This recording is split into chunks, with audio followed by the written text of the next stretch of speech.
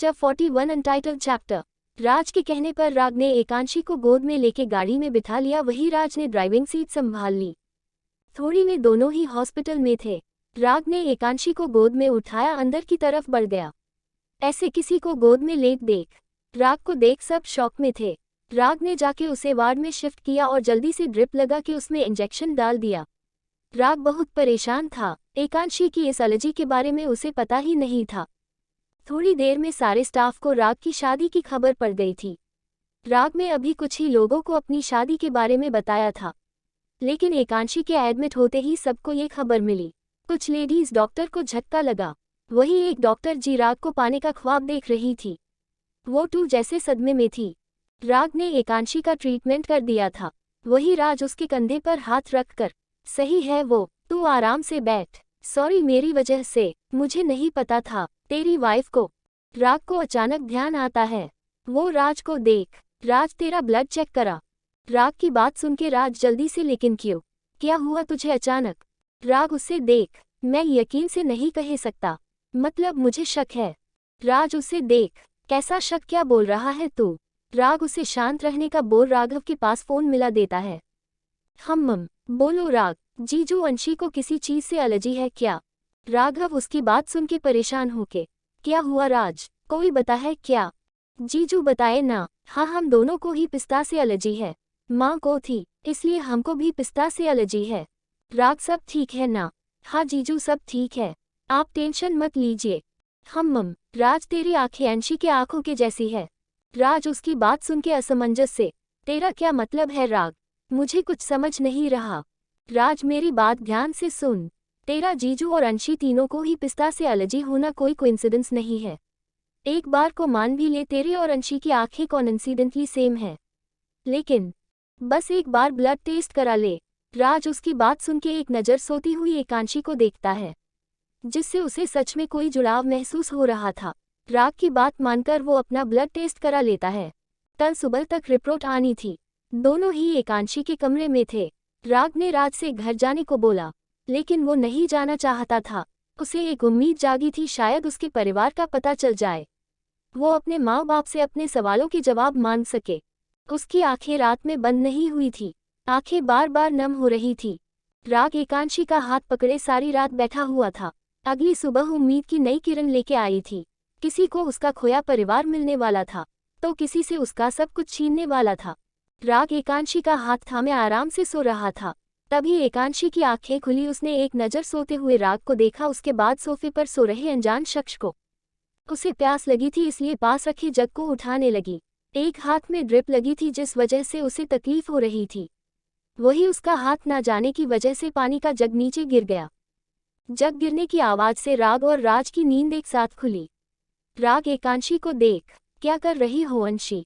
वो पानी, एक मिनट। राग नर्स से कॉल करके पानी मंगवाता है।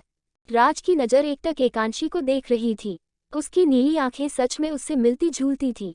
कोई देखे तो यही कहे दोनों का रिश्ता है। एकांशी उसकी नज़रें खुद पर महसूस करती हैं, तो एक नज़र उसे देखती उसकी नज़रें राज की नज़रों से मिलती है, तो वो भी हैरानी से उसकी आंखों को देख रही थी। राग दोनों के देख, अंशी ये मेरा दोस्त है, कल ही ऑस्ट्रेलिया से वापस आया है। अंशी राग की तरफ देख राज को देखती है, उसे हेलो करती है, तो राज उसके सिर पर हाथ फेर देता है। उसके स्पर्श से एकांशी को अलग ही एहसास होता है। राग अब एकांशी को देख कैसी हो अब? एकांशी राग को देख खुद के हाथ को देखती है, जिसमें अभी भी सिरिंज लगी हुई थी। फिर बच्चों सा मुंह बना के, आपने हमें इंजेक्शन लगाया? उसकी शक्ल देख राग उसे घूरते हुए, हाँ क्योंकि तुम 2 दिन बच्ची हो जिसे ये नहीं पता उसे क्या चीज़ खानी चाहिए क्या नहीं। जब तुम्हें पता था तुम्हें पिस्ता से एलर्जी है तो क्या ज़रूरत थी खाने की? वो हम भूल गए। राग उसे घूर के, भूल गए का क्या मतलब है? हलवा है क्या, जो कहे दिया भूल गए? अगर माँ कमरे में सही समय पर नहीं आती तो सोचा था क्या होता।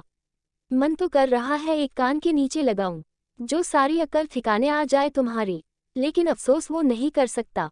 राज तो इतनी देर राग को एकांशी को डांटते देख रहा था, उसे बुरा लग रहा था। वो दोनों के बीच बोलना नहीं चाहता था, लेकिन वो कहते हैं अपना खून तो उबाल मरता है। वो राग को टोक, बस कर, राग क्यों डांट रहा है, उसे हो गई गलती। राग उसे घूर के, हाँ दुनिया तुम दोनों ही एंटीक पीस हो जो जानबूझ के गलती करते हो। एक तो जानबूझ के खाता है और एक को पता ही नहीं चला वो क्या खा रही है। राग को गुस्से में देख दोनों कुछ नहीं बोलते। दोनों ही उसके डॉक्टर वाले अवतार को जानते थे। वही एकांशी को राग की बात खटक गई। दोनों एक जैसे हो, वो राग को देख, क्या मतलब है आपका, एक जैसे? राग उसकी बात सुन के अब ध्यान देता है उसने क्या बोला। वो एकांशी को देख, थोड़ी देर वेट कर लो, थोड़ी देर बाद घर चलेगी तब बताऊंगा। वो लोग बात कर रहे थे, तभी डॉक्टर संजना गेट पर नोक करते हुए, मैं आई कम इन। डॉक्टर संजना को देख राग अंदर आने की बोलता है। वो संजना को देख, बोलिए मिस संजना। वो डॉक्टर आप दूसरे पेशेंट। डॉक्टर संजना, आप डॉक्टर चेतन को बोल दीजिए मेरे आज के अपॉइंटमेंट आज वो देख लेंगे। मेरी वाइफ ठीक नहीं है और उन्हें चेक करके घर लेकर जाना है। राग को बात सुन के संजना एक नज़र एकांशी को देखती है। गोरा रंग, एकदम गुलाबी होठ, बीमार होने की बाद भी वो बहुत प्यारी लग रही थी। उस पर से उसकी नीली आंखें उसे और सुंदर बना रही थी। संजना खुद को उससे कंपेयर करने लगी। तभी डॉक्टर चेतन अंदर आते हुए, अम्मा यार, तुझे भाभी से मिलाने का बोला था, लेकिन तूने तो उन्हें बीमार करके हॉस्पिटल में ही एडमिट कर दिया। ऐसा कोई करता है भला? भाभी से नहीं मिलना था तो रहने देता, कम से कम उन्हें बीमार तो नहीं करता। उसकी बातें सुन के सब उसे देखने लगते हैं। राग उसे घूर के, मुझे कोई शौक नहीं इन्हें बीमार करने का। चेतन एकांशी को देख, यार तुझे तो सच की परी मिली है। फिर मुंह चढ़ा के तभी मैं सोचूं इसके भाव इतने कैसे बढ़ गए। चेतन एकांशी के पास आके, भाभी अपनी जैसी ही प्यारी सी लड़की मेरे लिए भी ढूंढ दो। राग उसे वहां हटाते हुए, उसकी तबीयत ठीक नहीं है, परेशान नहीं कर, मैं इन्हें लेके घर जा रहा हूँ, तू मेरे पेशेंट देख लेना। फिर संजना की तरफ देख, मिस संजना आपकी प्रॉब्लम स्लो हो गई, आप अपने पेशेंट देख लीजिए। राग की बात सुन के एकांशी पैर पटकते हुए वहां से चली जाती है। चेतन भी उसे एकांशी का ध्यान रखने का बोल चला जाता है। थोड़ी देर बाद राज की ब्लड रिपोर्ट आ गई थी। राग रिपोर्ट देख शोक में था। उसने राज को आंखों से शांत रहने का इशारा किया और एकांशी को लेके दोनों ही घर के लिए निकल गए। घर पहुंच के राग ने एकांशी को आराम करने की बोला के खुद राज के साथ स्टडी रूम में बढ़ गया। जब 42 अनटाइटल्ड चैप्टर। राग के बोलने का इंतजार कर रहा था। वो बेचैन हुए राग को बार बार देख रहा था। राज देखता राग कुछ नहीं बोल रहा है, बस उसे देख रहा है। वो झल्ला कर, तब तक बस मुझे ताकने का इरादा है तेरा, कुछ बोलेगा? यहाँ मेरी सांस सूख रही है और तू है कि मुझे ताड़े जा रहा है। अगर ताड़ना ही है तो जाके तेरी बीवी को ताड़, साले बीवी नहीं हूँ तेरी। राग उसे देख मुस्कराते हुए, हाँ तो मैं भी तेरा साला नहीं हूँ, जीजा हूँ तेरा, तो थोड़ी इज्जत से पेश आ। राग की बात सुन के राज अपनी आंखें बड़ी बड़ी करके, क्या मतलब है तेरा? राग उसे देख, वही जो तूने सुना, साला तू है मेरा वो भी सगा। राग को देख राग मजाक नहीं, तू जानता इस एक सच पर मेरा बहुत कुछ दाव पर लगा है। राग अब राज को देख गंभीरता से उसके पास आके, उसका हाथ में लेके, मैं कोई मजाक नहीं कर रहा राग, तेरा और अंशी का डीएनए सेम है, जिससे पता चलता है वो तेरी बहन है, तुम दोनों के पेरेंट्स सेम है। राज अपनी आंखें बंद करके गहरी सांस लेता है, फिर गुस्से से आंखें लाल किए, मुझे एड्रेस चाहिए। कितने साल मैंने इंतजार किया इस वक्त का, मुझे मेरे सवालों के जवाब मिले, लेकिन अब उनसे जवाब मांग के रहूंगा। क्यों मुझे पैदा करके अनाथों की जिंदगी दे दी? अगर रखना ही नहीं था तो पैदा होने से पहले मार देते। राज की बात सुन के राग उसके कंधे पर हाथ रखकर, शांत हो जा मेरे भाई, किससे जवाब मांगेगा तू? उस माँ से जो अपने बच्चों को छोटी सी उम्र में छोड़ के चली गई। और किस बाप से जवाब मांगेगा जो जिंदा होते हुए भी अपने बच्चों को खुशियां नहीं दे पाया? तू तो फिर भी सुकून की जिंदगी जी गया मेरे भाई, लेकिन वो परिवार होते हुए भी अनाथों की तरह जिए है। राज उसकी बात सुन के अपनी आंखें बड़ी बड़ी करके, तेरे कहने का मतलब किया है यही कि अंशी और जीजू माँ के जाने के बाद बाप होते हुए भी अनाथ हो गए, और डैड बच्चे होते हुए भी बेऔलाद हो गए। उन्हें क्या सजा देगा तू मेरे भाई? शायद तेरे दिल से निकली बद दुआ उन्हें लग गई। राज तड़पते हुए, क्या बोल रहा है तू राग? मैंने कभी किसी का बुरा नहीं चाहा, बस अपने सवालों के जवाब मांगने चाहे। तेरे सवालों के जवाब तो अब मुझे भी चाहिए डैड से। राग की देख, उससे पहले तू मुझे सारी बात बता। राज को देख गहरी सांस लेता है और यश की द्वारा बताई सारी बात उसे बता देता है। राग उसे देख, बोल मेरे भाई, जो इंसान इतना मजबूत था, जो अपने जान से ज्यादा प्यारी बेटी की हिफाजत नहीं कर पाया, वो तेरा अपराधी कैसे हुआ? आधा सच तो वो भी नहीं जानते उनके जाने के बाद अंशी ने क्या क्या सहा। बस जिस दिन देखा उस दिन उसे खुद से दूर भेज दिया। अब बोल राघव भाई, वो भी कुछ नहीं कर पाए, उन्हें भी उनके घर से दूर कर दिया गया। पर एक सवाल का जवाब मुझे अभी भी लेना है, डेथ से उन्होंने तेरा जिक्र नहीं किया, क्या उन्हें पता नहीं था? लेकिन पता होना चाहिए क्योंकि तेरी उम्र मेरे बराबर की है, उस हिसाब से तू अंशी से बड़ा हुआ और राघव जीजू से छोटा। क्या इसमें भी उनके और माँ के साथ कोई साजिश थी? राग तू कल उनके मिलने बुला, मैं वही रहूंगा, उनसे बात करके ही बात क्लियर होगी। मम तू ठीक बोल रहा है। राज उसे देख, अभी जा, अंशी तेरा वेट कर रही होगी, उसकी तबीयत भी खराब है। तू मिलेगा नहीं तेरी बहन से? अभी नहीं, पहले एक बार सारी बातें क्लियर हो जाए, उसके बाद जिन्होंने मेरे परिवार के साथ बुरा किया है वो अब सबको बताएगा राज मेहरा क्या चीज है। राज के कंधे पर हाथ रखकर उसके साथ स्टडी रूम से बाहर आ जाता है। राज को उसके कमरे में छोड़ने के बाद अपने कमरे में आके देखता एकांशी अपने फोन में लगी हुई है। राग उसे देख, अभी हॉस्पिटल से आई हो, रूम रेस्ट करना था और तुम हो फोन लेके बैठ गई। राग की बात सुन के एकांशी उसे देख, हम ठीक है, अकेले बैठे बोर हो गए थे इसलिए फोन देखने लगे। राग एकांशी की बात सुन के उसके करीब आते हुए, कमाल है यार, मेरे होते हुए मेरी क्यूट सी बीवी बोर हो रही है, इट्स नॉट फेयर। एकांशी राग को देख मुंह बनाते हुए, हाँ क्यों नहीं, हॉस्पिटल से छुट्टी इसलिए ली क्योंकि बीवी बीमार है और घुमा पता नहीं कहाँ जा रहा है। राग एकांशी के पास बैठकर, ओ तो मेरी बीवी मुझसे शिकायत कर रही है। एकांशी उसे देख अपनी आंखें उचकाते हुए, कोई शक है आपको? हम आपको ही शिकायत के रूप में ताने दे रहे हैं। राग उसकी बात सुन के उसके करीब होके, मम तो बताए बीवी, इस मासूम के लिए क्या सजा सोची आपने? राग की बात सुन के एकांशी मुस्कुराते हुए उसके गले में अपनी बाहें डालते हुए, मम तो सजा ये है आपको सारा टाइम हमारी बाहों में रहना पड़ेगा। एकांशी की बात सुन के राग अपना सिर बड़ी अदा से झुकाते हुए, जो आ गया मोहतरमा, लेकिन उसके लिए हमें भी तो अपनी डोज चाहिए। एकांशी उसकी बात पर नासमझी से उसे देखने लगती है तो राग उसे देख मुस्कुराते हुए उसके होठों को कैद कर लेता है। एकांशी को कुछ समझ नहीं आया, वो एकदम से ब्लैंक हो गई थी। राग की पैशनेट किस से उसे एहसास होता है तो वो भी उसका साथ देने लगती है। दोनों एक दूसरे में खोए हुए थे। राग के हाथ एकांशी के सारे शरीर पर थिरक रहे थे, वो एक दूसरे को बिल्कुल करीब कर पाते उससे पहले ही गेट पर नोक की आवाज से राग और एकांशी दोनों ध्यान गेट पर चला गया।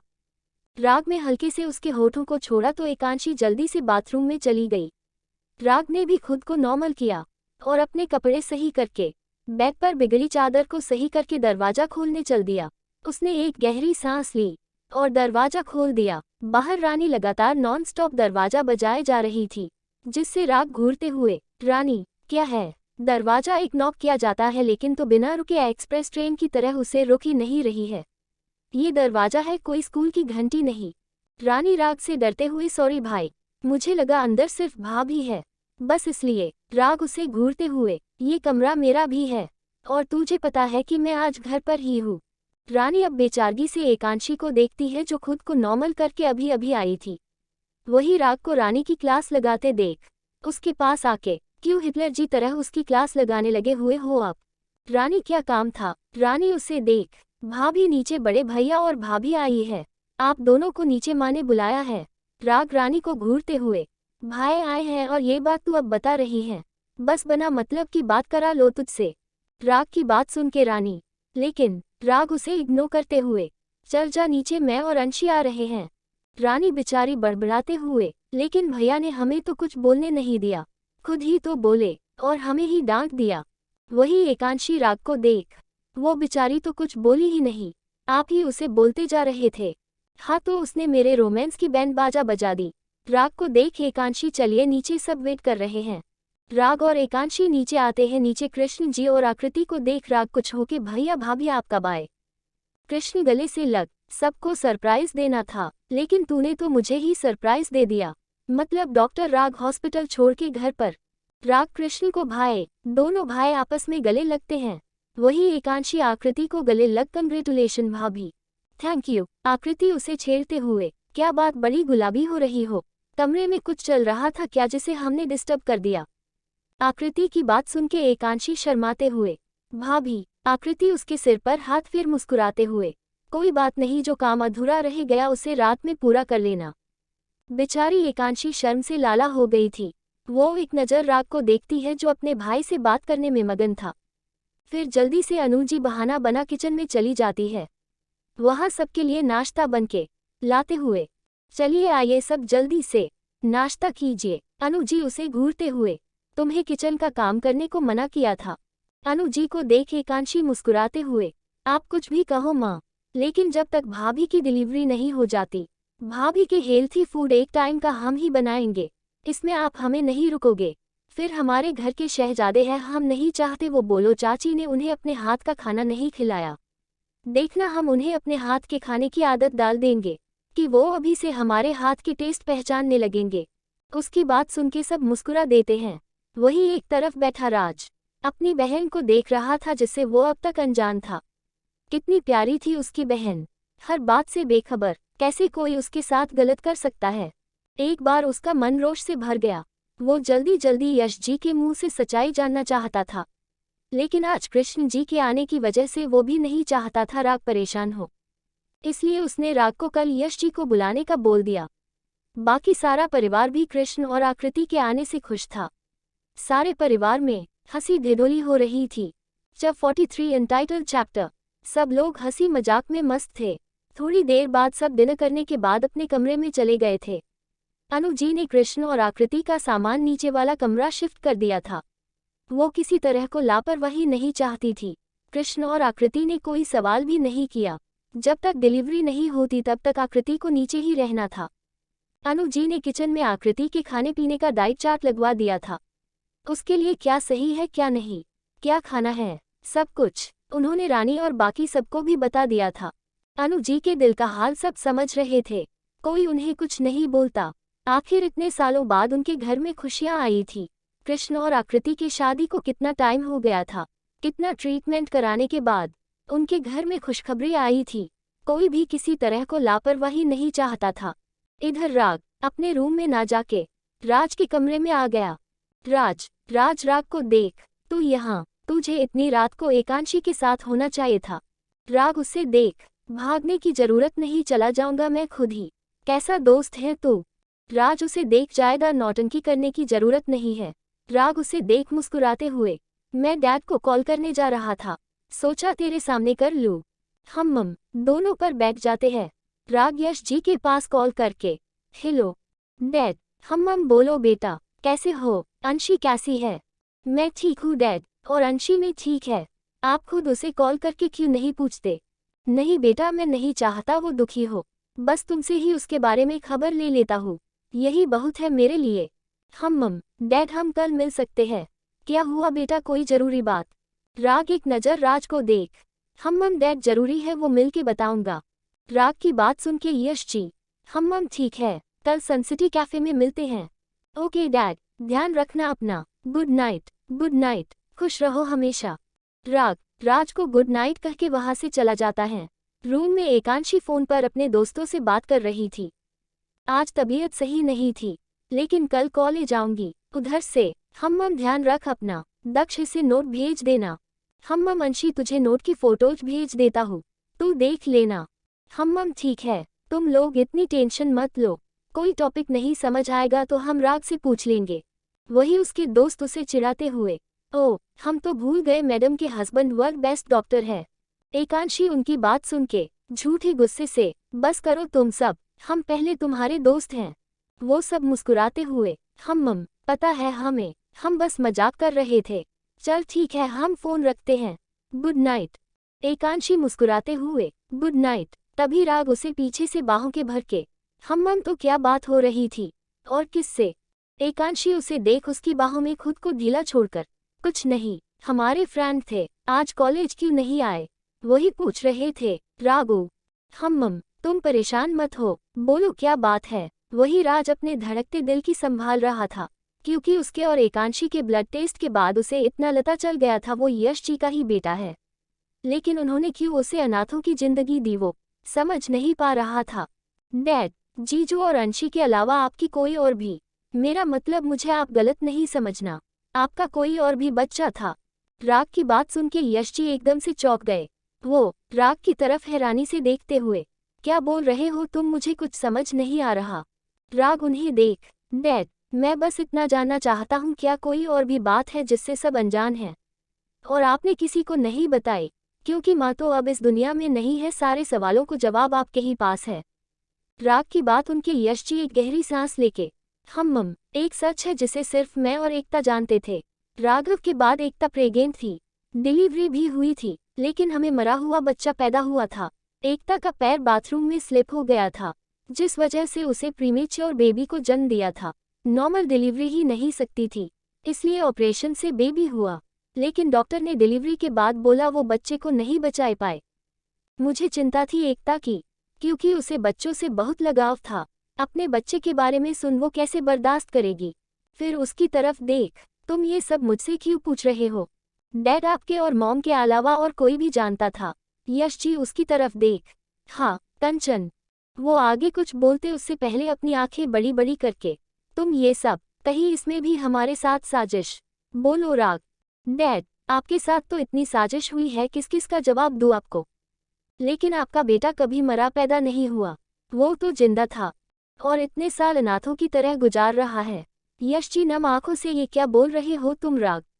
ऐसा नहीं हो सकता। कंचन मेरे बच्चे के साथ इतना बड़ा नहीं, वो हमें इतना बड़ा धोखा नहीं दे सकती। डैड, धोखा तो दिया है। फिर राज को आवाज लगा के राज।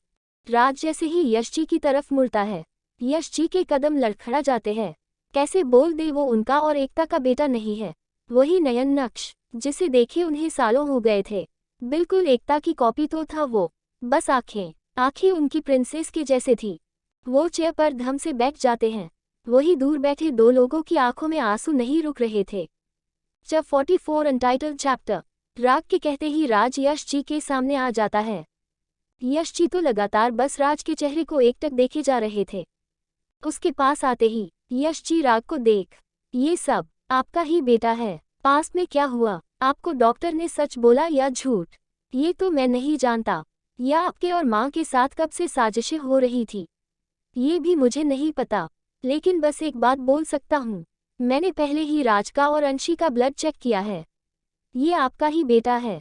जीजू से बात की है। माँ, अंशी और जीजू तीनों की पिस्ता से एलर्जी है और राज को भी बचपन से पिस्ता से एलर्जी है। राग अपनी बातें बोल रहा था, लेकिन यश जी जैसे यहाँ थे ही नहीं। वो शायद कुछ सुन ही नहीं रहे थे। वो राज के पास आके नम आंखों से अपना हाथ उसके चेहरे तक ले जाते हैं, धीरे से उसका माथा चूम, मेरा बच्चा। लेकिन अचानक सब घबरा गए। यश जी राज की बाहों में लड़खड़ा गए। राज ने उन्हें संभाल लिया।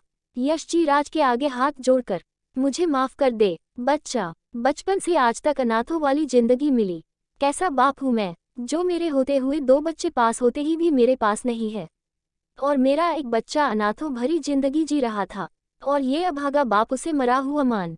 मुझसे बदकिस्मत बाप कोई हो ही नहीं सकता। मुझे माफ कर दे मेरे बच्चे।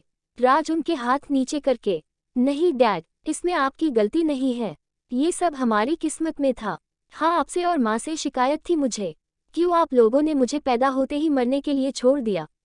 लेकिन आप तो खुद अनजान थे डैड, पर ये एक बेटे का वादा है आपसे, जिसने में हमारे परिवार को इनकी तकलीफ दी है। माँ, आपको, भाई को और अंशी, मुझे इतने सालों अनाथों की जिंदगी जीने को मजबूर किया है।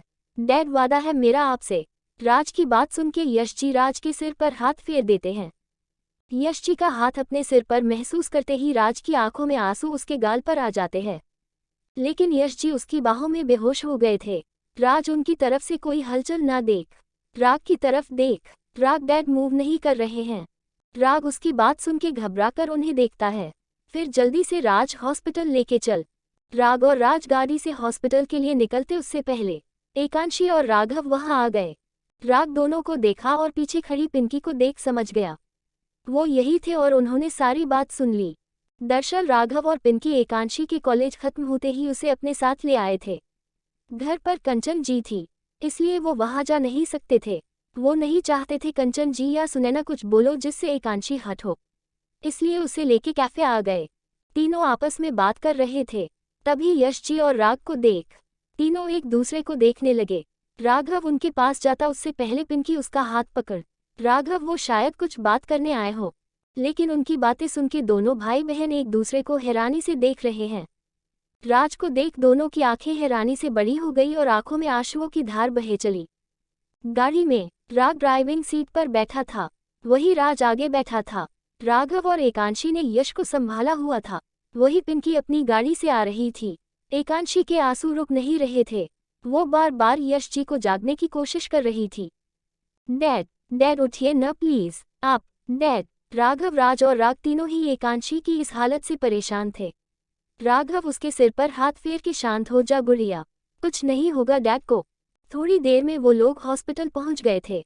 वही राग यश के साथ सीधे औरती की तरफ बढ़ गया, उसने पहले ही सारी तैयारी करवा कर रखी हुई थी।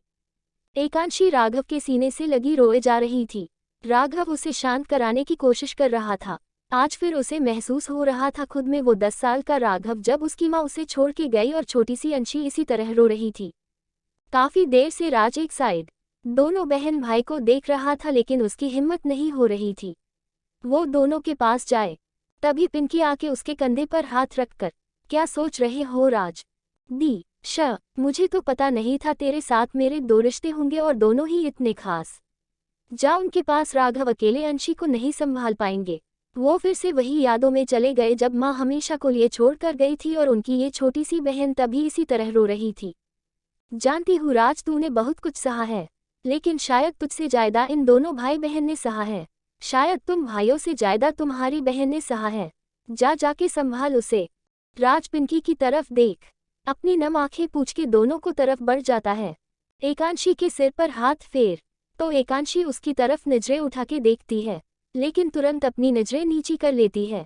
राज उसे देख, अब मेरे ये बहन भाई मुझसे बात नहीं करेंगे।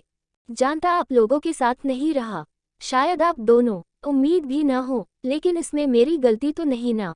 आप लोग सबकी साजिशों के शिकार हुए तो मैं तो साजिशों से बहुत दूर हो गया। माफ कर दीजिए। राज अपने हाथ दोनों के आगे जोड़ के खड़ा हो जाता है। राघव जल्दी से उसके हाथ पकड़ नम आंखों से, हे क्या कर रहा है तू? हमें कोई शक नहीं है तेरे ऊपर, बस नाराजगी है हमारी किस्मत से कि क्यों हमारे साथ ये खिलवाड़ हुआ। जिंदगी ने सब कुछ छीन लिया हमसे, लेकिन उससे कोई शिकायत नहीं। इतना प्यारा छोटा भाई मिला है मुझे। राज राघव की बात सुन के भावुक होके उसके गले लगते हुए, भाई। राघव उसे गले से लगा लेता है। दोनों भाई एक दूसरे को गले लगाए खड़े थे, दोनों की आंखों में आंसू बहे रहे थे। उन्हें देख एकांशी वहां से जाने लगी तो पीछे से ही राज ने उसकी कलाई पकड़ ली। राघव भी दोनों को देखने लगा। राज उसके सामने आके नाराज है मुझसे। एकांशी उसे देख, हम नाराज होने वाले कौन होते हैं? नाराज अपनों से हुआ जाता है, आप हमारे अपने नहीं हो। राघव एकांशी को देख हैरानी से, बुढ़िया। तब तक पिंकी भी उनके पास आ गई थी। वो एकांशी को देख, क्या बोल रही हो तुम अंशी? एकांशी सबको देख, सही बोल रहे हैं हम, नाराज अपनों से हुआ जाता है। अंशी वो तुम्हारा बड़ा भाई है, अपना है तुम्हारा। अंशी भरी आंखों से, अगर हमारे बड़े भाई होते तो परसों से ये चुप नहीं रहते।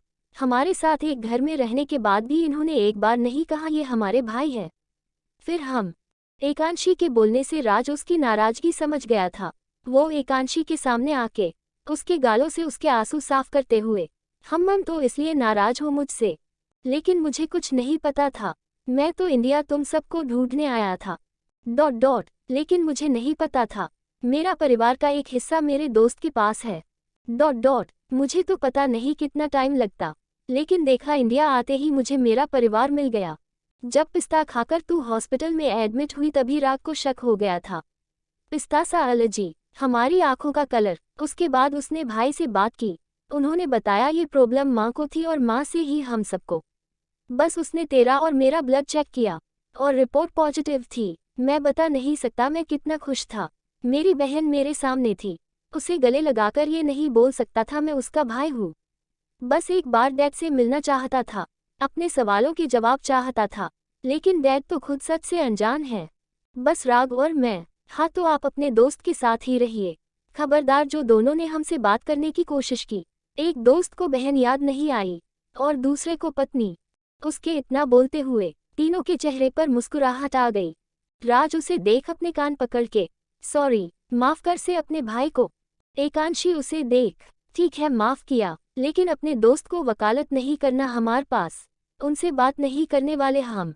राज उसे गले लगा के, वो जैसा है तेरा है, जो सजा देना चाहे दे, कोई कुछ नहीं बोलेगा। एकांशी की बात सुन के सब मुस्कुरा देते हैं। तभी औरती का दरवाजा खुलता है, सबका ध्यान उस तरफ चला जाता है। चारों राग के पास आके, राग डैड कैसे हैं? राग पहले चारों को देखता है, फिर गहरी सांस लेके, ही इज फाइन, बस अंडर ऑब्जर्वेशन रखने की जरूरत है। एक बात, किसी भी तरह की स्ट्रेस उन्हें नहीं देना है। शायद दूसरा अटैक आया है उन्हें, और अगर एक और अटैक उनके लिए डेंजरस है। बाकी सब ठीक है, थोड़ी देर में उन्हें रूम में शिफ्ट कर देंगे। आप सब मिल लेना उनसे, मैं आता हूँ। राग वहां से अपने केबिन में बढ़ जाता है।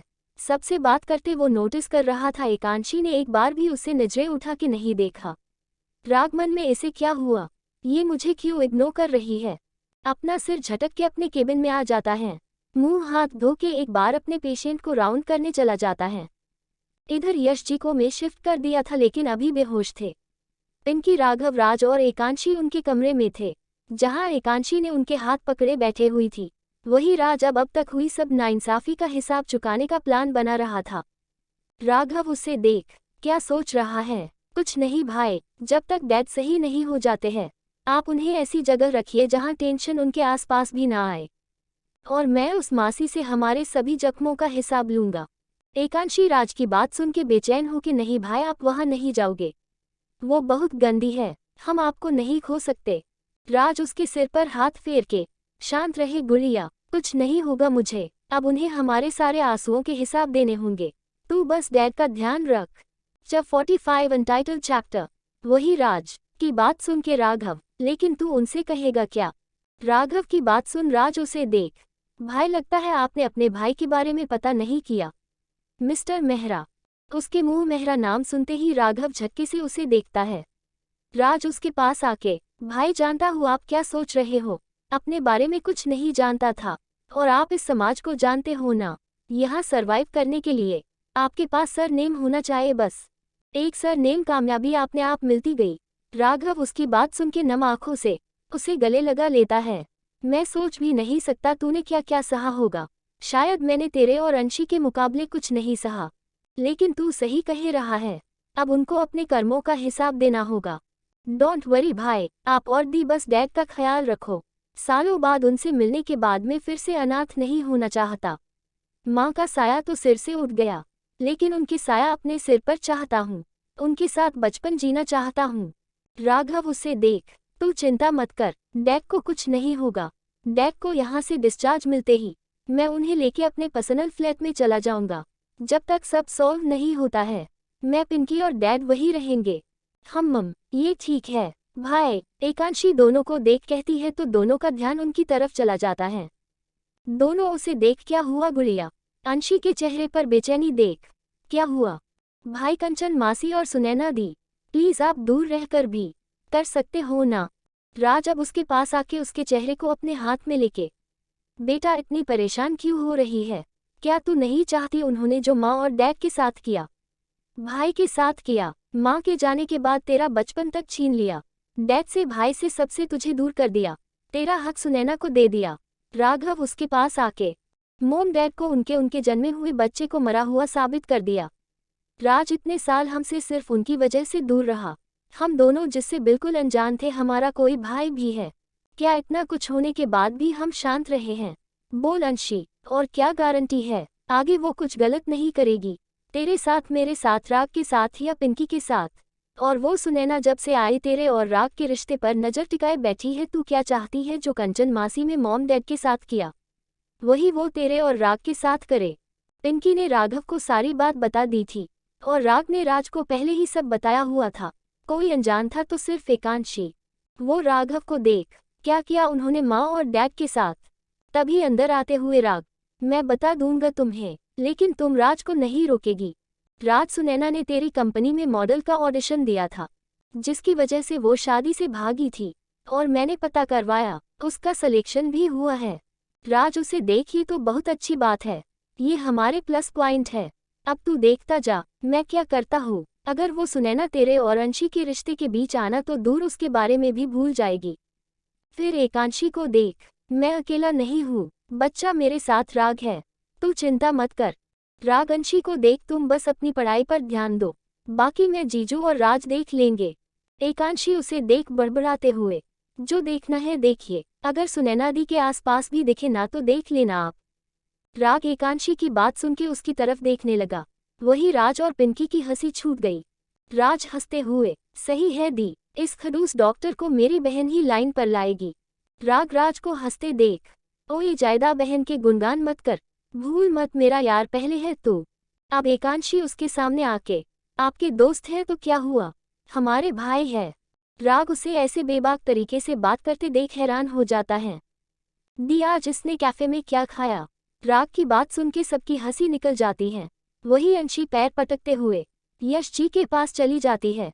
बाकी सब भी यश जी के रूम में आ जाते हैं। यश जी होश आ गया था। राग भी सबके पीछे आ जाता है। यश जी सारे बच्चों को देखते हैं और उठने की कोशिश करने लगते हैं। तभी राघव और राज दोनों यश जी को संभाल के बिठा देते हैं। यश जी नम आंखों से दोनों को देखते हैं, फिर प्यार से उनके सिर पर हाथ फेर देते हैं। राघव उन्हें देख, डैड आप ठीक हो, यश जी मुस्कुराते हुए, जिसके बच्चे उसके साथ मजबूत लाठी के साथ खड़े हो, उसे भला कैसे कुछ हो सकता है। अब अपने तीनों बच्चों की तरफ से निश्चिंत हूँ, बस एक बार कंचन से अपने सवालों का जवाब ले लूँ, उसके बाद सुकून से मर पाऊंगा। यश जी को देख, डैड। उनके ऐसा करते ही राज राघव और पिंकी की तरफ देखते हैं जो नम आंखों से नाराजगी से उसे देख रहे थे। यश जी उन्हें देख सॉरी मम। यश जी अब विंडो के पास खड़ी एकांशी को देखते हैं, जिसके आंखों के आंसू उसके गालों से बहे रहे थे। यश जी उसे देख नम आंखों से सबको देखते हैं, जो एकांशी को ही देख रहे थे। यश जी एकांशी से, क्या अपने डैड उनकी डॉल नहीं मिलेगी? इतनी नाराजगी है अपने डैड से कि डैड की प्रिंसेस अपने बूढ़े डैड से अपनी प्रिंसेस को गले लगाने का हक नहीं दे रही। यश जी उसे देख, माफ कर दे बच्चा, सालों से तुझे गले लगाने के लिए तड़प रहा है ये बदकिस्मत बाप। इस दिल को सुकून दे दे, नहीं तो ये तड़प तड़प के मर जाएगा। एकांशी यश जी के गले लगकर, डैड नहीं, उनके गले लग रोते हुए, नहीं डैड ऐसा मत बोलिए, हम आपसे नाराज नहीं है, बिल्कुल नाराज नहीं है। आप तो हमारे डैड हो और प्रिंसेस अपने डैड से नाराज कैसे हो सकती हैं?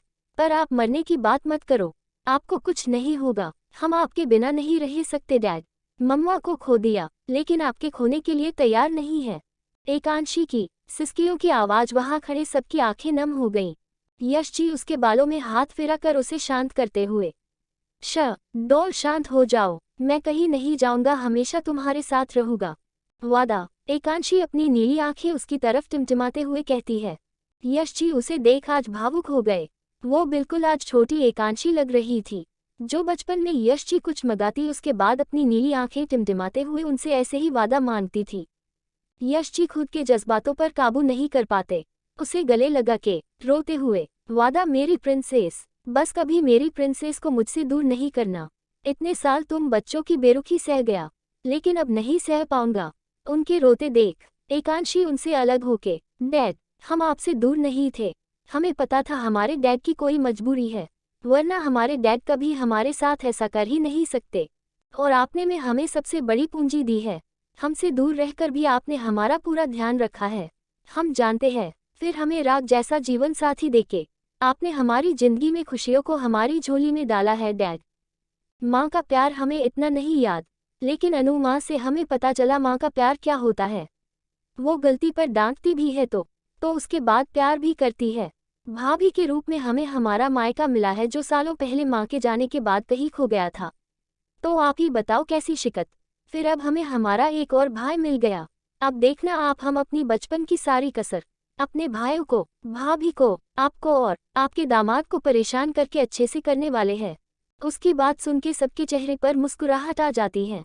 वही यश जी उसके चेहरे पर प्यार से हाथ फेर के, बिल्कुल आपकी हर शैतानी के लिए हम सब तैयार है।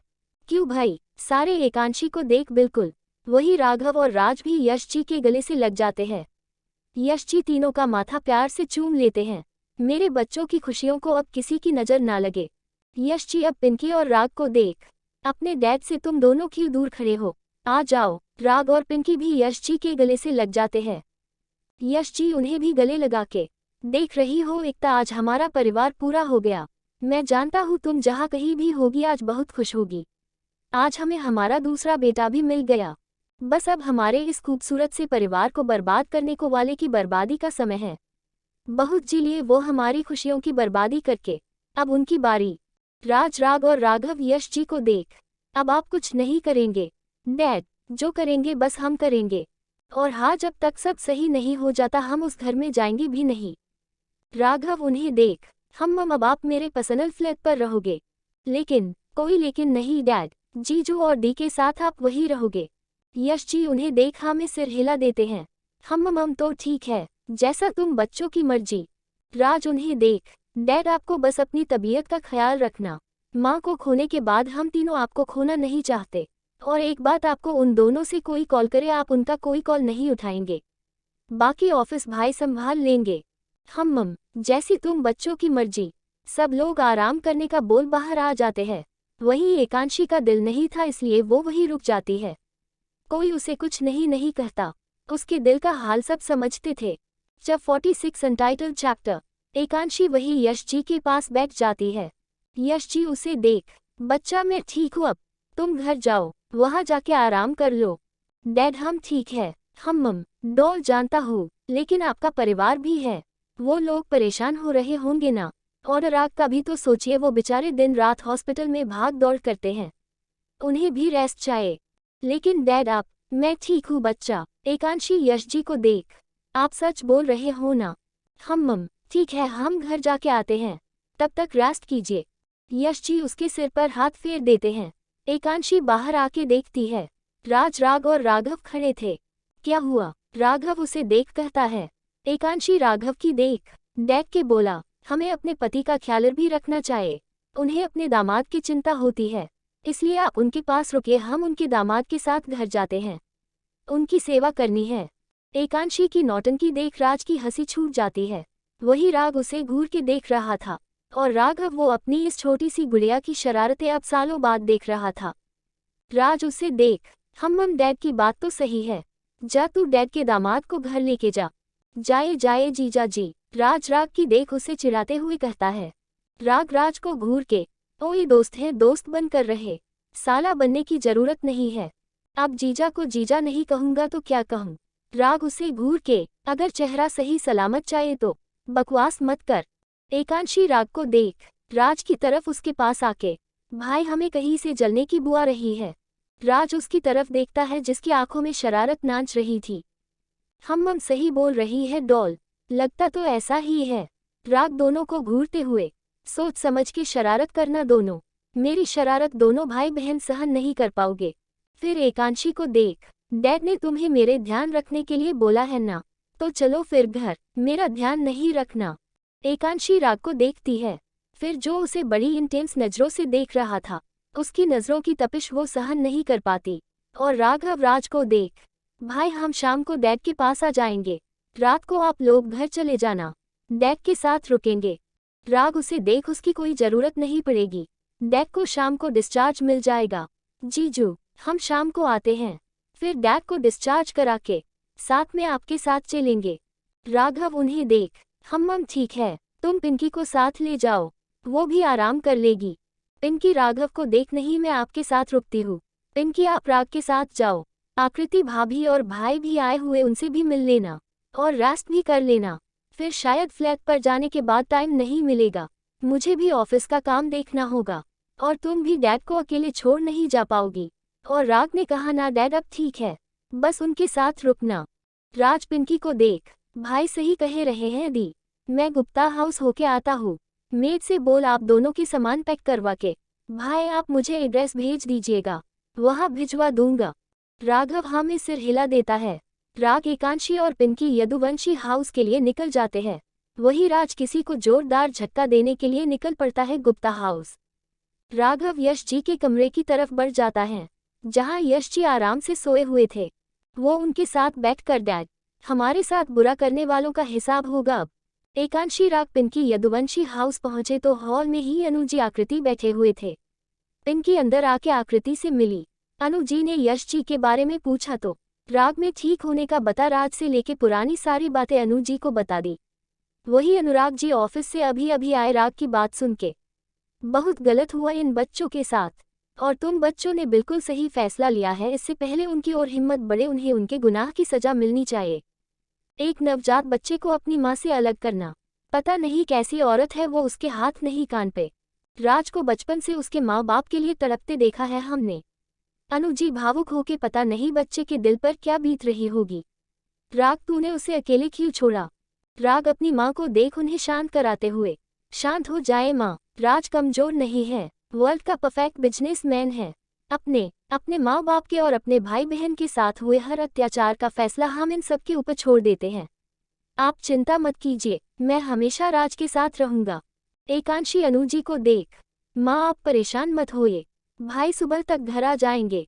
मम, चलो तुम बच्चे आराम कर लो। अनुजी पिंकी को देख, बेटा राघव जी, माँ वो डैड के साथ हॉस्पिटल में है। ठीक है, तू भी तेरे रूम में आराम कर ले। मम। उनके रूम में जाने के बाद अनुजी उदास के होके सोफे पर बैठ जाती है। पता नहीं कब सब सही होगा। अनुराग जी उनके हाथों पर अपने हाथ रखकर, शांत रहिए आप, देखना सब ठीक होगा, हमारे सारे बच्चे साथ हैं और हर बार बुराई नहीं जीतती। झूठ ज्यादा दिन तक नहीं टिकता, एक ना एक दिन सामने आते ही है और अब बारी सच्चाई के जीतने की है, क्योंकि पाप का घड़ा भर चुका है। आप तो बस अपने कान्हा जी सबको उनके हिसाब का इंसान दिलाने की प्रार्थना कीजिए। बचपन से आपकी बहू आपके दामाद ने अपनी माँ के जाने के बाद बहुत सहा है। अब उनके साथ हुआ हर गलत का हिसाब होना बाकी है और आपके एक बेटे उनकी वजह से अपना बचपन सिर्फ अपने माँ बाप को नफरत करते निकाल दिया, जिन माँ बाप को उसके जिंदा होने की खबर ही नहीं थी। हर पापा आप सही कहे रहे हो, अब सब अच्छा होगा, सबको अपने कर्मों को सजा मिलेगी। ऊपर से आते हुए कृष्ण, जो अनुराग की बात सुन रहा था, वो नीचे आते हुए बोलता है। फिर अपनी माँ के पास बैठ के, माँ आप चिंता मत कीजिए, ना राज कमजोर है ना ही राघव जी, आपकी बहू दिल की कमजोर है, लेकिन उसके साथ आपके राग का साथ है, अपने भाइयों का साथ है और हम सब भी उसके साथ हैं। मम, शायद तुम सब सही बोल रहे हो, कंचन जी ने जो सबके साथ किया उसकी घड़ा अब भर गया है, अब अपनी करनी सबको इसी जन्म में चुकानी पड़ती है। देर से ही सही, अपने कर्मों का फल तो उन्हें मिलना ही था। इधर रूम में आने के बाद एकांशी चेंज करके आई, उसके तुरंत बाद राग भी अंदर चला गया। राग के अंदर जाने के बाद एकांशी राग का इंतजार करने लगी। जैसे ही राग बाहर आया, उसके सामने अपने दोनों हाथ कमर पर रखकर खड़ी हो गई। राग उसे ऐसे देख असमंजस से देखता है, फिर उसके सामने अपनी दोनों भौहें ऊपर उठा के देखता है, लेकिन एकांशी का राग का घूरना बंद नहीं हुआ। हार के राग की ही अपना मुंह खोलना पड़ा। क्या हुआ, ऐसे क्या देख रही हो, इत्मीनान से देखो, तुम्हारा ही हूँ, लेकिन यार ये घूर के देखने की वजह प्यार से देखोगी तो दिल को भी शांति मिलेगी। राग की बात सुन के एकांशी राग को मुक्का बना उसकी चेस्ट पर मारते हुए, प्यार से, रुकिए अभी आपको प्यार से मैं देखती हूँ। वो उसे मारते हुए दोनों ही बेड के करीब पहुंच जाते हैं। एकांशी जिसमें एक बार और राग को मारती है और राग बेड पर गिरते हुए उसे उसकी कमर से पकड़ साथ में बेड पर गिरा देता है। राग उसके बालों को कानों के पीछे लगा के, क्या हुआ, क्या शेरनी बनी हुई हो? एकांशी उसे घूरते हुए, आपको नहीं पता, राग उसका माथा चूम के, पता होता तो अब तक तुम्हारी मार नहीं खाता ना।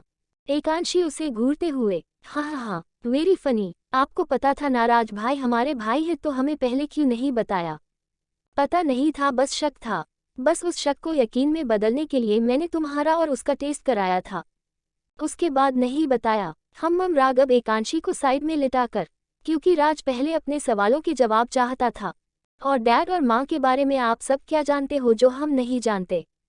बच्चा, ये सब जानना जरूरी तो नहीं, जरूरी है तभी आपसे पूछ रहे हैं। बहुत लंबी कहानी है बच्चा, डैड के पास शाम को जाना है, फिर उन्हें जीजू के फ्लैट पर भी लेके जाना, और उसके बाद रात को मेरी इमरजेंसी सर्जरी है, फिर कभी पक्का बताऊंगा, थोड़ी देर रेस्ट कर ले। एकांशी राग को देख, आप हमें अपनी बातों में घुमा रहे हो।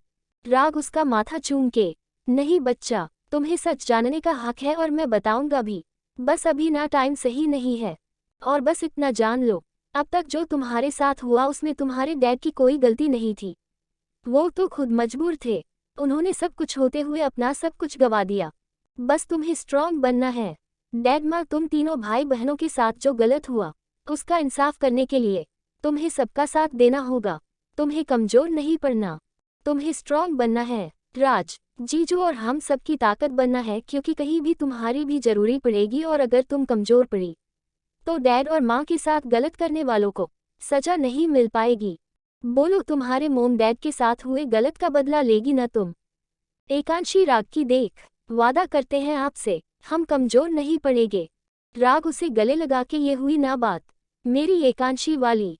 जब 47 अनटाइटल्ड चैप्टर।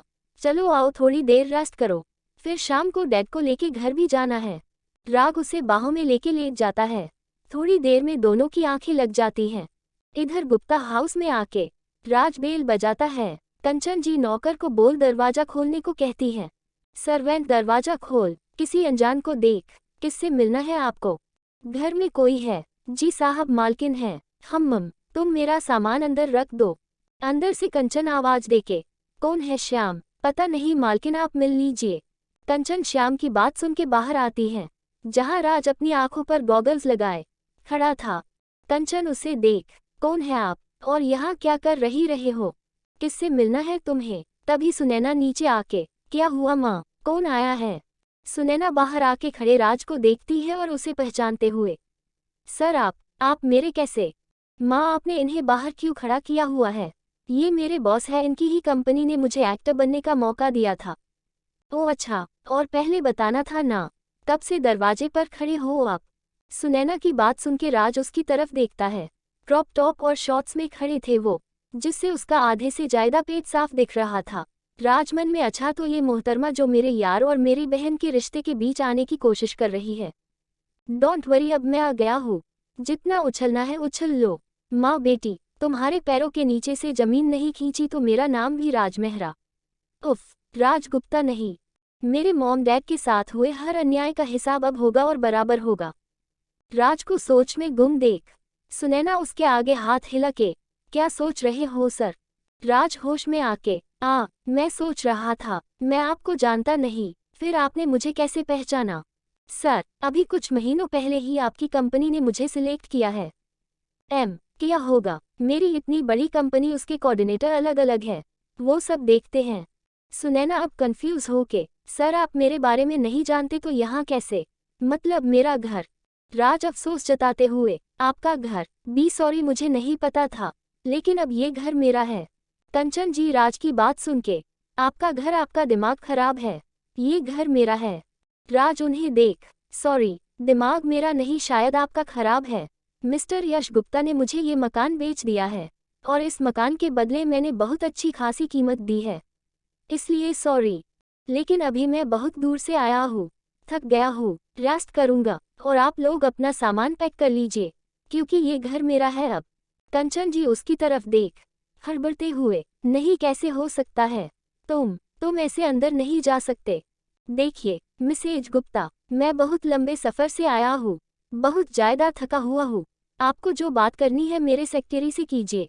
फिर अपने आदमियों को आवाज़ देके, मैडम जब तक घर से कहीं और नहीं जाती उनका ज़रूरी सामान इस घर की स्टोर रूम में शिफ्ट कर दो, और इस घर का जो बेस्ट कमरा है उसे मेरे लिए रेडी करो। जब तक मैं फ्रेश होके आता हूँ, और घर को मेरे और मेरी बहन के अकॉर्डिंग रेडी कर दो। सारा सामान उसकी पसंद का होना चाहिए, और कोई प्रॉब्लम हो तो उसे फ़ोन करके पूछ लेना। जी सर। कंचन और सुनैना हैरानी से, ये घर हमारा है और हम अपने घर से कहीं नहीं जाएंगे। सुना आपने? एक्सक्यूज़ मी मैम, आप सर को रेस्ट करने दीजिए, आपको जो बात करनी है मुझसे से कीजिए। ये इस घर के पेपर है जो सर के और उनकी बहन के नाम है। माँ, आप डैड से बात कीजिए, वो हमारे साथ ऐसा कैसे कर सकते हैं? कंचन जी सोफे कर बैठते हुए, यश जी फ़ोन लगा देती हैं। यश जी का फ़ोन राघव के पास था। राज ने पहले ही बोल दिया था कंचन जी का फ़ोन नहीं उठाना है, इसलिए वो फ़ोन साइलेंट ला करके रख देता है। सेक्रेटरी उन्हें देखिए मैम, हमें ये घर सर के अकॉर्डिंग अरेंज करना है, और आप अपने रूम खाली कर दीजिए। जब तक आपकी बात नहीं हो रही मिस्टर गुप्ता से, तब तक आप लोग स्टोर रूम में शिफ्ट हो जाए। कंचन जी भड़कते हुए, मेरे ही घर में मैं स्टोर रूम में शिफ्ट नहीं होंगी। देखिए मैम, आपने हमारी बात नहीं मानी तो हमें आपको इस घर से बाहर जबरदस्ती निकालना होगा। सुनैना अपनी माँ को शांत करके, माँ जब तक डैड से बात नहीं होती हमारे पास कोई ऑप्शन नहीं है। दोनों माँ बेटी अपने कमरे में जाके जरूरी सामान लेके स्टोर रूम में आ जाती हैं। बचपन से लेके अब तक जब भी एकांशी इस घर में रही, कंचन उसे स्टोर रूम में बंद करती थी। स्टोर में गई तो वहां धूल मिट्टी से दोनों को हालत खराब हो गई। कंचन जी नौकर को आवाज दी तो वो वहां आके सॉरी मैम, अब से आपको अपना काम खुद करना होगा, हम सिर्फ राज सर का कहना मानेंगे। तुम सुनैना और कंचन जी से जितनी सफाई हुई उतनी की और वही रखी कुर्सी पर बैठ फिर से यश जी को फोन मिलने लगी, लेकिन उनकी तरफ से एक ही जवाब मिल रहा था। दोबारा ट्राई करने कर उनका फोन बंद आने लगा। कंचन जी झल्लके, कहा गया ये आदमी ऐसे सब कुछ कैसे बेच सकता है। सुनैना अपनी माँ को देख, माँ आप राघव भाई को फोन मिलाए। कंचन जी उसे एक नज़र देख, राघव के पास फोन मिला देती है। राघव फोन उठा के, हेलो राघव कहाँ हो, तुम्हारे डैड ने घर बेच दिया और अब फोन नहीं उठा रहे हैं, तू बता बेटा हम कहाँ जाए। मुझे नहीं पता मासी, मेरा मेरे डैड से कोई वास्ता है ना आपसे, आप सबको हो करना है कीजिए लेकिन मुझसे पिंकी से और मेरी बहन से दूर रहिए। बहुत अत्याचार कर लिए आपने, अब हमें आप लोगों से कोई मतलब नहीं। और रही बात डैड की, जो वो मेरी माँ की तकलीफ कम नहीं कर पाए, मैं जब कुछ नहीं बोला तो आप तो मेरी मासी हो, आपके लिए तो कुछ वैसे भी नहीं बोलूँगा। आपको जहाँ जाना है जाए, लेकिन हमसे आपका कोई वास्ता नहीं। राघव ने बोलते हुए फोन काट दिया। उसकी आंखें नम हो गई। तभी उसके फोन पर एक मैसेज आया। उसने खोल के देखा, जहां कंचन और सुनैना स्टोर रूम की सफाई करके वहीं बैठी थी। राघव को वो दिन याद आ गया जब सुनैना और कंचन जी ने मिलके छोटी सी एकांशी को स्टार रूम को जिंदगी दे दी। ना वो कुछ कर पाया ना उसके डैड, सबको हिसाब यही देना होता है। हमने बहुत सह लिया, अब आपकी बारी। उसने राज को खुद का ख्याल रखने का बोल फोन काट दिया। वही कंचन जी सुनैना को देख, इन दोनों बहन भाई के शादी के दोनों के बहुत पर निकल आए हैं। एक बार इस मसले से बाहर निकल जाओ, इनके पर भी इनके माँ बाप की तरह नहीं काटे तो मेरा नाम भी कंचन नहीं। बाहर खड़ा राग उनकी बातें सुन के, कुछ नहीं कर पाओगी तुम, अब बाजी मेरे हाथ में, मेरे परिवार के हिस्से अब सिर्फ खुशियाँ होंगी। बहुत खेल ली तुमने बाजी, अब बाजी में खेलूंगा और मोहरा तुम सब होंगे। जब 48 अनटाइटल्ड चैप्टर। वही एकांशी ने फोटो देखी तो उसकी आंखें नम हो गई। वो भी एकता जी के जाने के बाद कितनी ही रातें डरते हुए इसी स्टोर रूम में बिताए थे। उसकी नम आंखें देख राग उसके पास आके, क्या हुआ, कोई दिक्कत है क्या? राग की आवाज से एकांशी अपने अतीत की यादों से बाहर आती है। वो राग को देख अपनी नम आंखें पूछ के, कुछ नहीं, बस ऐसे ही। राग उसे गहरी नजरों से देख उसके हाथों से फोन लेता है जिसने कंचन जी और सुनैना स्टोर को सफाई करने के बाद वही ही बैठी हुई थी। इस फोटो को देख तुम्हारी आंखें नम हो गई, अब भी तुम्हें इनकी परवाह है। राग की बात सुन के एकांशी उसकी तरफ देख, उसके गले लग सिसकते हुए, हमें उनकी परवाह नहीं है राग, बल्कि आज हमें वो दिन याद आ गया जब हम सिर्फ 7 साल के थे। डैड और भाई के घर में ना होने पर दी और मासी ने हमें स्टोर रूम में बंद कर दिया था और बोला था जब तक वहाँ की सफाई नहीं होगी हमें बाहर नहीं निकलेगी। उसके बाद तो स्टार रूम हमारा कमरा ही बन गया, क्योंकि जो हमारी चीजें थी उनके ऊपर सुनैना दी में अपना हक जमा लिया। अपना अतीत याद करते हुए एकांशी रो पड़ी। वही राग उसके दर्द का शायद अंदाजा भी लगा सकता था। उसने छोटी सी उम्र में जो सहा था वो कोई बड़ा भी बर्दाश्त नहीं कर पाता। वो बस भरी आंखों से उसके बालों में हाथ फिरता था। वही उसके फोन चल रही राज की कॉल का जैसे ही राग को ध्यान आया। दरअसल राग राज से बात करने बालकनी में गया था, तभी एकांशी भी अपना फोन लेके बैठ गई। उसने इमेज देखी तो वही याद करने लगी। इधर राज में एकांशी से बात कराने का कहा तो वो अंदर आया और एकांशी की नम आंखें देख वो भूल गया कॉल पर राज भी है। उसे ध्यान आया, एक हाथ से एकांशी को संभाल के फोन कान पर रखकर, राज बाद में बात करता हूँ, हाँ थोड़ी देर में हॉस्पिटल के लिए निकल, मैं भी एकांशी और दी को लेके आता हूँ। राज सिर्फ हम कहता है, क्योंकि आंखों में आंसू उसके भी थे। वो तो अपनी किस्मत को कोसता था, लेकिन उसे किसी ने टॉर्चर नहीं किया था और उसकी बहन जिसे मां के जाने के बाद सबसे ज्यादा प्यार और केयर की जरूरत थी, उस वक्त उसे तकलीफ का सामना करना पड़ा। उसके दिमाग सिर्फ माँ बाप को ढूंढने का दर्द था, कोई फिजिकल दर्द उसने नहीं सहा। लेकिन एकांशी ने एकता जी के जाने के बाद फिजिकली मेंटली हर तरह से दर्द सहा। राज अपनी आंखें पूछ के, नहीं डॉल, मेरे और भाई के साथ शायद तेरे मुकाबले कुछ गलत नहीं हुआ, जो कुछ भी तेरे साथ हुआ उसका हिसाब इन्हें सूद समेत देना होगा। ये लोग वो दर्द बर्दाश्त करेंगे तो तूने छोटी सी उम्र में किया, ये वादा है तेरे भाई का। वो एक बार स्टोर रूम में आता जहां दोनों माँ बेटी आराम से पंखा चलाए वहां रखे एक्स्ट्रा बैठ कर सो रही थी। राज उन्हें देख, चैन की नींद सोने के दिन गए आपके, अब तो आपकी नींद उड़ने का टाइम है। वो नीचे आके अपने सेक्रेटरी को कुछ बोलता है और वहां से हॉस्पिटल के लिए निकल जाता है। थोड़ी देर में ही स्टोर रूम की लाइट कट हो गई, जिससे दोनों की नींद करने हो गई। कंचन जी बड़बड़ाते हुए, अब ये क्या मुसीबत है। तभी सेक्रेटरी वहां आके, मैम आपका दिया टाइम खत्म हुआ, सर ने बोला है आप दोनों यहाँ से जा सकती हैं। कंचन जी उसे देख, अरे ऐसे कैसे, हम अपने घर से कहीं नहीं जाएंगे। प्लीज मैम हमें मजबूर मत कीजिए, ये घर आपका था, अब सर का है। वो तो उनकी भलाई समझिए जो इतनी देर आपको रहने दिया। सुनैना अपनी माँ को देख, माँ बहस मत कीजिए, डैड भी फोन नहीं उठा रहे हैं। मुझे कंपनी की तरफ से फ्लैट मिला है, हम वहाँ चलते हैं। वो लोग अपना सामान लेने ऊपर जाते हैं। नीचे आते तभी सुनैना के फ़ोन पर मैसेज आता है, जिसे पढ़कर सुनैना के हाथ से बैग गिर जाता है। कंचन जी उसे देख, क्या हुआ तुझे, माँ कहाँ जाए हम अब। अरे अभी तूने बोला तेरे कंपनी वाले फ्लैट पर चलेंगे। माँ कोई फायदा नहीं, मेरी नौकरी चली गई। सेक्रेटरी जो दोनों की बात सुन रहा था मौके का फायदा उठाकर, देखिए आप दोनों चाहे तो यहाँ रह सकती हैं, लेकिन इसके बदले आप लोगों को खाना झाड़ू पोछा सब करना होगा। कंचन जी उसे देख गुस्से से, अपने ही घर में मैं ये नौकर वाले काम नहीं करूंगी। देखिए मैम, आपको यहाँ रहना है तो सब करना होगा, अदरवाइज आप यहाँ से जा सकती हो। एक बात और एक बार और याद दिला दूँ, ये घर अब आपका नहीं है। माँ क्या कर रहे हो, कहाँ रहेंगे हम। जब तक डैड का अल्टा नहीं चलता हमें सेफ जगह रहना होगा, और इस घर से सेफ कहीं नहीं है।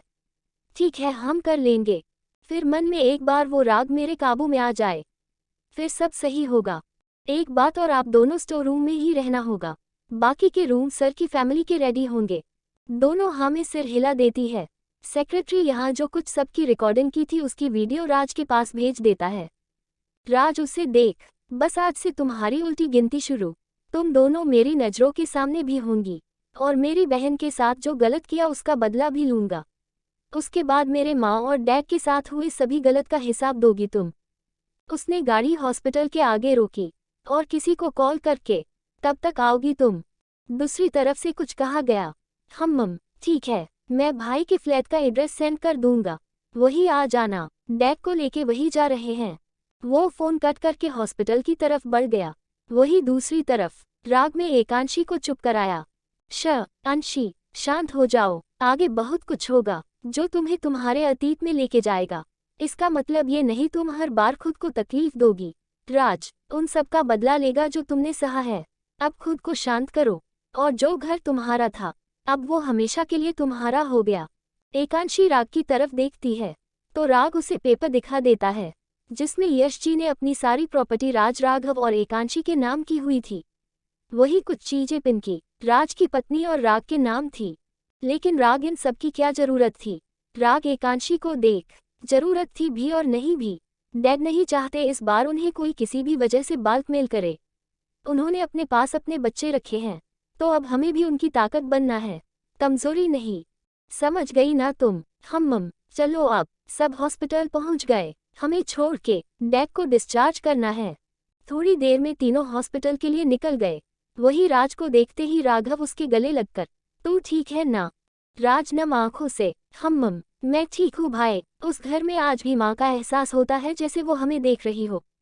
राघव उसकी पीठ थपथपा के, माँ हमारे पास ही है, कहीं नहीं गई।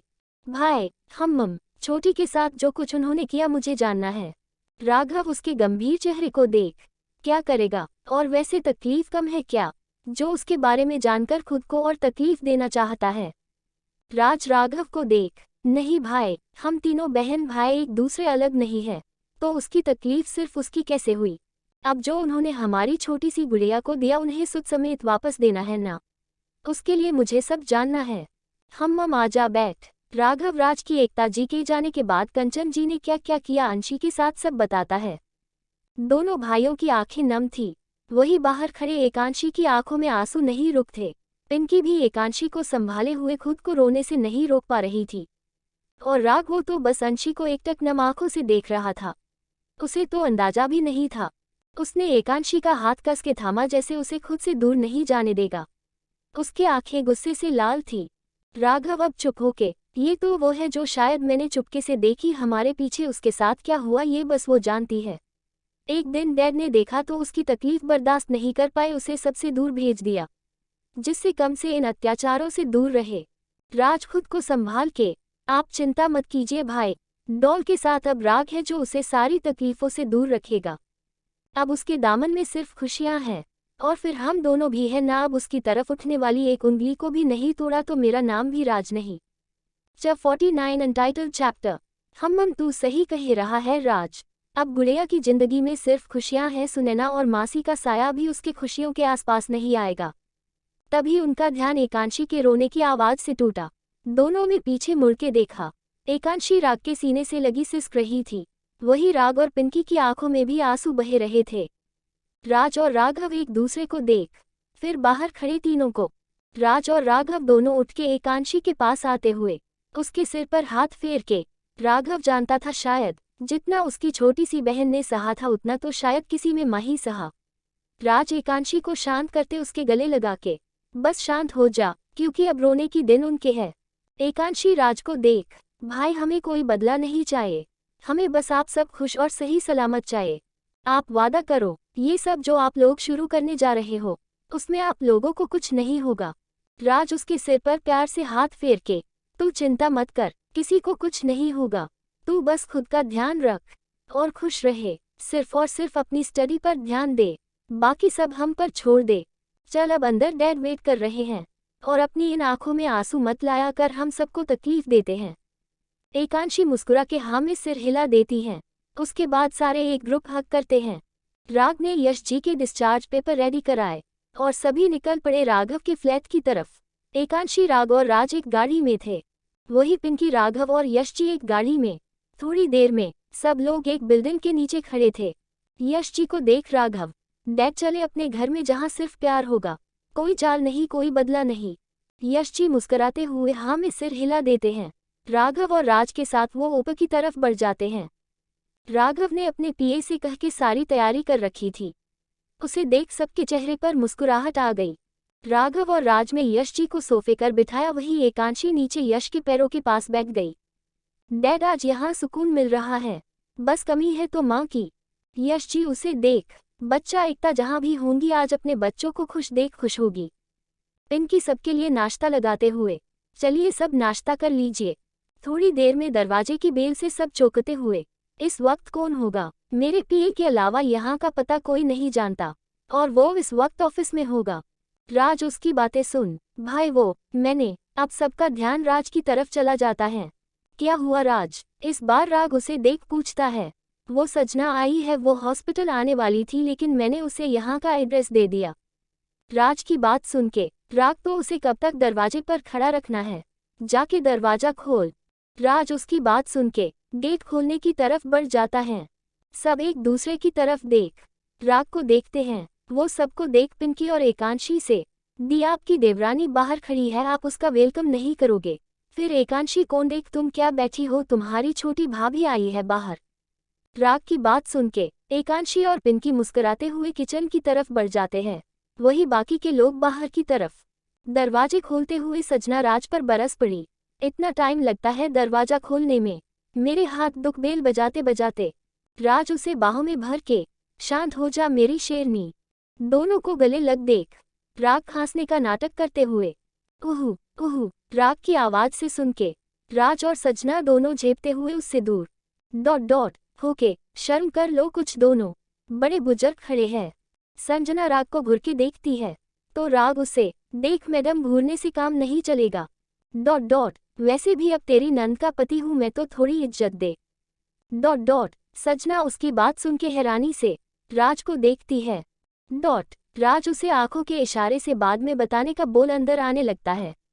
डॉट, तभी पिंकी वहां आके उसे रोकते हुए, राज संजना वही रुको दोनों।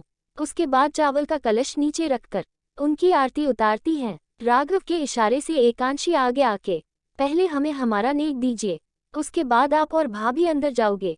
संजना सामने खड़ी एकांशी को देख हैरान हो कि कभी राज को देखती तो कभी एकांशी को। दोनों भाई बहनों की शक्ल काफी हद तक एक दूसरे से मिलती थी, वही आंखों का रंग तो बिल्कुल एक जैसा था। बात फर्क था तो इतना, एकांशी का रंग हद से ज्यादा गोरा था तो राज का कलर उसके आगे थोड़ा फीका था। वो अपनी सोच में गुम थी। वही राज एकांशी के हाथ में वालेंट रखकर, जो तेरा मन हो वो ले लेना। एकांशी हिचकिचाते हुए, लेकिन भाई ये सब तेरा है बच्चा, इन सब पर तेरा हक है। जानता हूँ तेरे पति काफी है तुझे खुशियाँ देने के लिए, लेकिन मेरा और राघव भाई का भी हक बनता है ना, इसलिए किसी भी चीज के लिए मना नहीं करना। एकांशी अभी भी हिचकिचा रही थी। राग उसके कंधे पर हाथ रख, अरे ले लो अंशी, वैसे भी तुम्हारा भाई बहुत कंजूस है, जल्दी से इसकी जेब से कुछ निकलता नहीं। राग की बात सुन राज उसे घूरते हुए, जायदा बित्ती सी नहीं दिखा, बेशक मेरी बहन का पति है तू, लेकिन मेरे लिए वही रहेगा, और ये बित्ती सी तोड़ने में मुझे वक्त नहीं लगेगा। राग कुछ बोलता उससे पहले पिंकी, बस करो दोनों, संजना को घर के अंदर आने दो। डैड कब से खड़े, उनके लिए इतनी देर खड़ा रहना अच्छा नहीं है उनकी सेहत के लिए। सबको उसकी बात सही लगती है, और जल्दी से संजना का गृह प्रवेश करके अंदर आते हैं। राज और संजना दोनों मिलके यश जी के पैर छूते हैं। वो उन्हें आशीर्वाद देते हैं और राघव को इशारा करते हैं। राघव 5,000 रुपये यश जी के हाथ में दे देता है। यश जी संजना को देके, आपकी मुंह दिखाए हमारे ऊपर ड्यू रही, जब तक हम वापस आपको अपने घर पूरे धूमधाम से नहीं लेके जाते, तब तक ये आपका नेग। संजना राज को देखती है, वो उसे इशारे से लेने को बोल देता है। संजना सबसे मिलती है, वही एकांशी उसे बहुत प्यारी लगती है। वो उसके पास आके उसके गाल प्यार से खींचते हुए, मुझे तो पता ही नहीं था मेरी इतनी प्यारी नंद भी है। एकांशी उसकी बात सुन के, हमें भी नहीं पता था हमारी इतनी प्यारी भाभी भी है। सबकी बातें ऐसे ही चलती है। सब लोग आज यही रुक रहे थे। बाद राग हॉस्पिटल के लिए निकल गया था, क्योंकि उसकी अर्जेंट सर्जरी थी। Chapter 50 untitled chapter. सब लोग काफी देर से बात कर रहे थे, तभी राघव जी यश जो दवाई देके बाहर हॉल में आके, क्यों भाई सोना नहीं है? रात संजना सफर से आई है, थक गई होगी, और गुड़िया तुझे सुबह कॉलेज जाना है, 3 दिन से कॉलेज नहीं गई है। एकांशी राग की तरफ देख, भाई अभी कुछ दिन हम डैड के पास रहे। राघव उसके सिर पर हाथ रखकर, बच्चा डैड के पास कॉलेज के बाद आके उनके साथ रहना। लेकिन भाई सही बोल रहे हैं छोटी, तुझे पता है ना तेरी डॉक्टर की लाइन है, वहाँ ज्यादा लेक्चर मिस नहीं कर सकते। मैं राग से बात कर लूंगा, तू कुछ दिन यही रुक जाना, वैसे भी शादी के बाद तू रुकी भी नहीं है।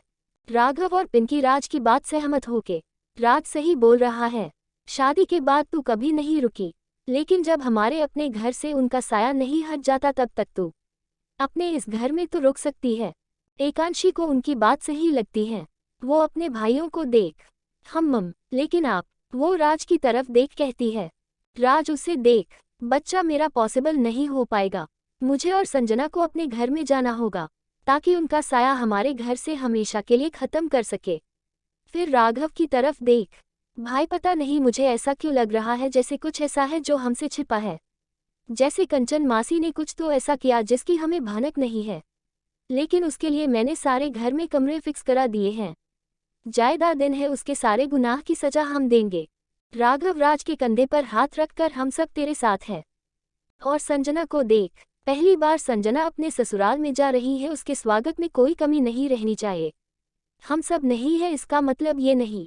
राज राघव की देख, आप चिंता मत कीजिए भाई, मैं हूं ना, फिर सब सही होने के बाद आप और डैड मिलके संजना का स्वागत करिएगा।